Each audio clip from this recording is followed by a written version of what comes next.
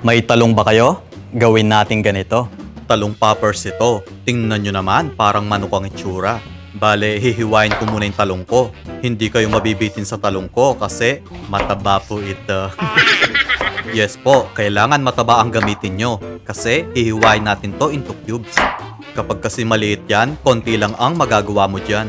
Ibinabad ko lang muna to sa tubig. Then, paghaluin natin yung isang tasang harina, 3 kutsarang breading mix, 1 kutsaritang asin at paminta, pampalasa. So, i-mix lang natin tong mabuti dahil ito ang magsisilbing breading. Then, kuha tayo ng 5 kutsarang breading dahil gagawin natin tong batter. Maglagay din tayo ng itlog bilang binder. At konting tubig. Kailangan maging malapot ang mixture nyo. Then, ilubog natin yung mga talong sa ating batter.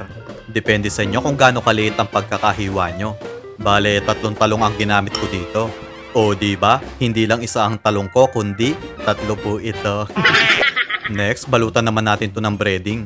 Ang target kasi natin ay maging crispy ang labas, pero malambot ang loob nito.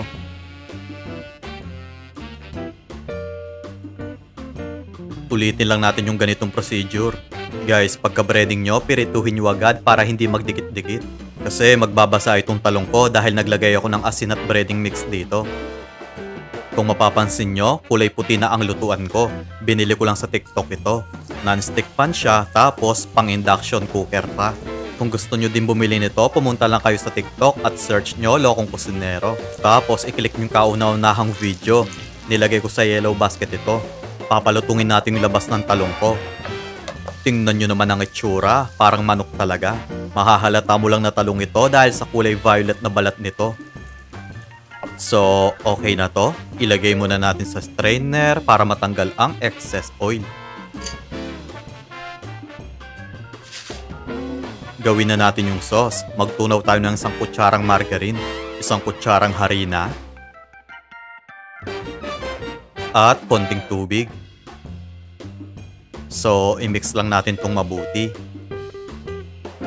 Tapos, 40 grams ng quick melt cheese ang ilalagay ko. Bale, tutunawin lang natin to. 50 ml evap naman, pampadagdag linamnam.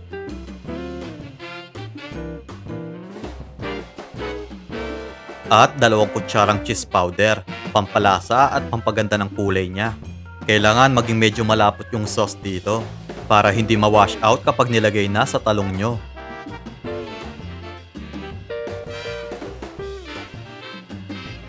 Isalin natin to sa piping bag para hindi tumigas.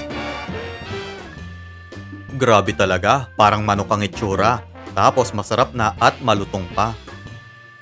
Ilagay na natin yung cheese sauce sa ibabaw. Marami ang malalagyan nyo sa sauce na to. Kaya kayo na rin ang bahalang magpresyo. At dahon ng sibuyas, pampaganda. Grabe, ang ganda. Sino bang mag-aakala na talong lang ito? So yun guys, tapos na tayong magluto. Kaya naman, tikman na natin to. Tingnan nyo naman, itsura pa lang, malutong na. Malasa-malasa. Bagay na bagay yung cheese dito.